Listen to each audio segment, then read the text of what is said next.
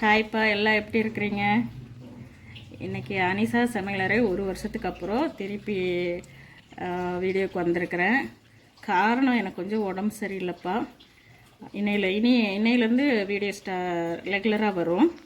இன்றைக்கி வந்து என்ன வீடியோனா, விரால் மீன் வாங்கியிருக்கிறேன். உயிரோடு வாங்கி அப்படியே முழுசாக அந்த செதில் மட்டும் வெட்டி வாங்கிட்டு வந்திருக்கிறேன். இதை வந்து நம்ம அந்த வலுவழுப்பு தன்மை இருக்கிறதுனால நம்ம கல்லில் உரசி கழுகணும். இதை கழுகிட்டு வந்து எப்படி சமைக்கலான்னு பார்க்கலாம். மீனை வந்து உரசி கழுகுனா தான் இதில் இருக்கிற அந்த வலுவழுப்பு தன்மை போகும். அதுக்கு இப்படி ஒரு கல் எடுத்துக்கணும். அதில் கல் உப்பு நல்லா நம்ம நிறைய போட்டுக்கிட்டு இப்போ இந்த மீனை எடுத்து உரசணும்.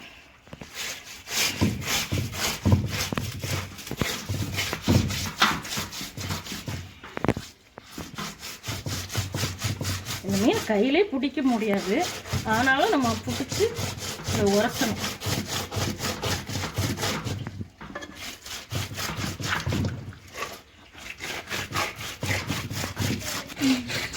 இந்த மீனை உயிரோடு நம்ம அப்படியே கொண்டு வந்து நம்மளால் பிடிச்சி இதை அறுக்க முடியாது. இந்த செதில் நம்மளால் பிடிச்சி எடுக்க முடியாது. அதனால தான் கடையிலே வந்து அந்த கத்தியெல்லாம் மண்டையில் 2 போடு போட்டு இதெல்லாம் வெட்டி இந்த செதில் எடுத்து கொடுத்துட்டாங்க. இப்போ நமக்கு உரசுற வேலை தான்.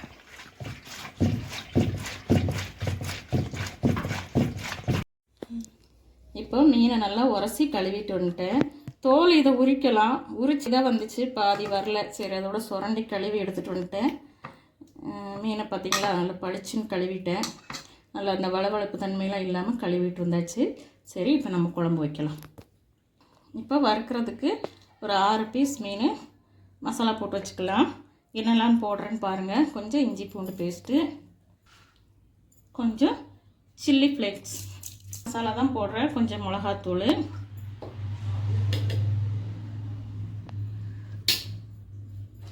கொஞ்சம் தனியாத்தூள். இதெல்லாம் வீட்டில் அரைச்ச மசாலா தான், கடை மசாலா எதுவுமே இல்லை.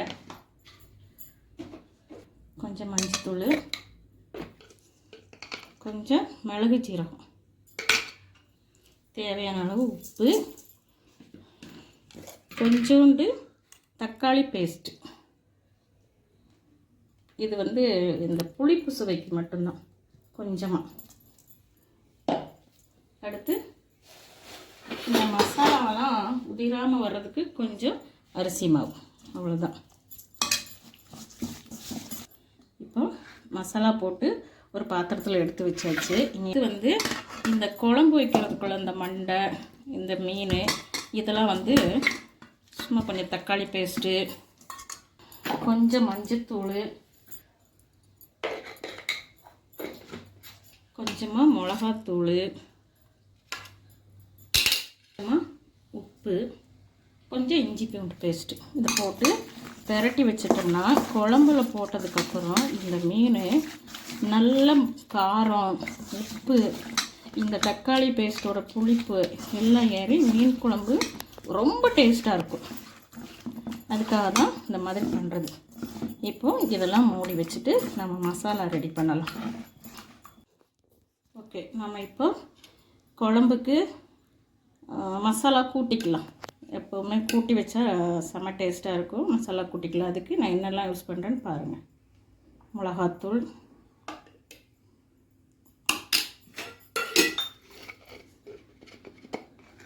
மல்லித்தூள் 1 ஸ்பூன். மசாலா எல்லாத்துக்குமே வீட்டு மசாலா தான். குழம்பு மசாலாத்தூள் 1, 2 ஸ்பூன் போதும். இப்போ தேங்காயும், ஒரு சின்ன பீஸ் தேங்காயும், ஒரே ஒரு தக்காளியும் போட்டு அரைச்சி வச்சுருக்கேன். நல்லா கொட்டிக்கலாம்.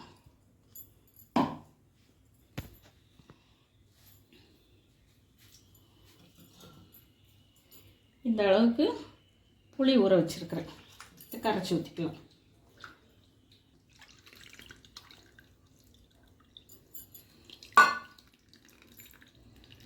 இந்த குழம்புக்கு தேவையான உப்பு போட்டுக்கலாம்.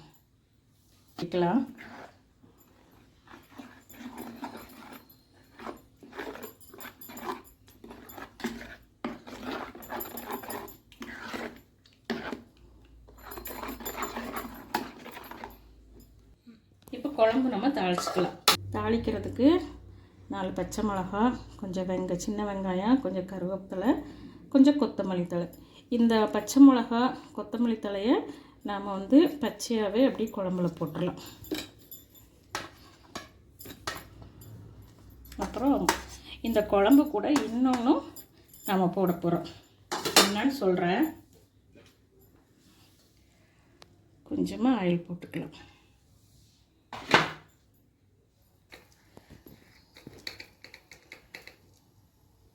அரை ஸ்பூன் வெந்தயம்.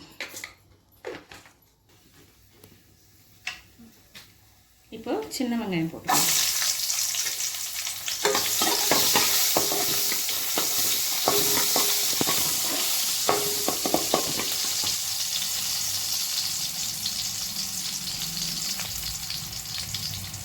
கருவேப்பிலை போட்டுக்கலாம்.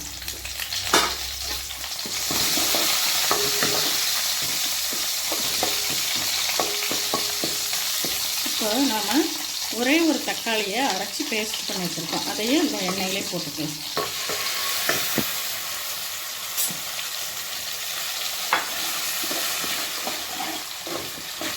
இது நல்லா வணங்குது, எண்ணெய் பிரிஞ்சு வரட்டும். இப்போ நல்லா எண்ணெய் பிரிஞ்சு வந்துடுச்சு.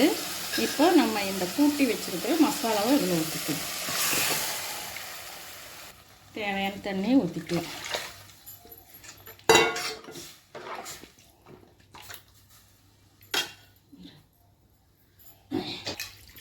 நாலு கத்திரிக்காய், கொத்து கத்திரிக்காய்ன்னு சொல்லுவோம் பார்த்தீங்களா, இந்த மாதிரி ஒரு 4 கத்திரிக்காய் பிடிச்சதுக்கப்புறம் நம்ம மீன் போட்டுக்கலாம். இப்போ குழம்பு நல்லா கொதிக்குது. இப்போ நம்ம இந்த மீனை போட்டுக்கலாம்.